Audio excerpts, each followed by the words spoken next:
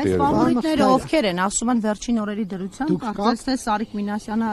զիջում է դիրքերը եւ դառնում են երկու ընդդիմադիր թեկնածուներ, այսինքն ընդդիմադիրները շահեկան վիճակում են հայտնվում, համաձայն եք այդ պնդումների հետ եւ առիթից օգտվելով, որ Նարեկը շտապի իմ հաջորդ հարցը տան,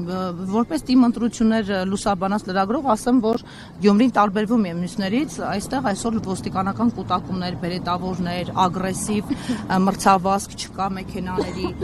սա ինչի մասն է խոսում, թեև մինչ այդ պաշտպանության նախարարից մինչև վարչապետ, մինչև Ալեն Սիմոնյան չեն թաքցրել, որ եկել են Սարիկին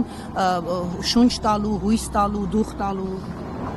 Ֆավորիտ ես համարում եմ հավաքական ընդդիմությանը, կոնկրետ ոչ մեկի անունը չեմ տա, արդյունքները ցույց կտան այդ ամեն ինչի մասին, ունեմ ներքին համոզմունք, որ Գյումրին քաղաքացիական պայմանագրի կուսակցություն ներկայացնող քաղաքապետ չի ունենալու, իսկ թե ինչու էս պահին Գյումրիում դեռ ոստիկանական ինչ-որ շարժ կամ ռեպրեսիան, ես գլոբալ առումով այն ինչ-որ իրանք պետք է անեին, արդեն արել են։ Այս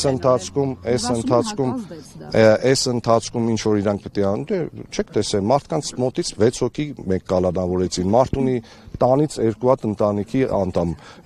ընտանիքի անդամ կալանավոր ձերբակալեցին բանը։ Դա ընտրությունների հետ է կապում։ Հորս արև հա։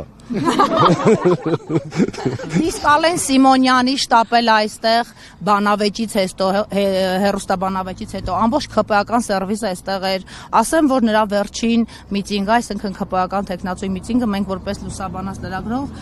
ֆիքսեցինք, որ տարբեր համայնքներից էին, պլյուս միայն ուսուցչական կազմ էր, որը հիմնականում վեխաբար եւ այսպես քալի աշխատակիցներ էին։ Այո, թիկունքով էին կանգնած տեխնացուին եւ ՔՊԱ-կաններ էին այստեղ, նրանք ինչու են այդպես անդադ շտապում, կամ պաշտպանության նախարարը, որը իր բան ու գործը թողած գալիս է Գյումրի,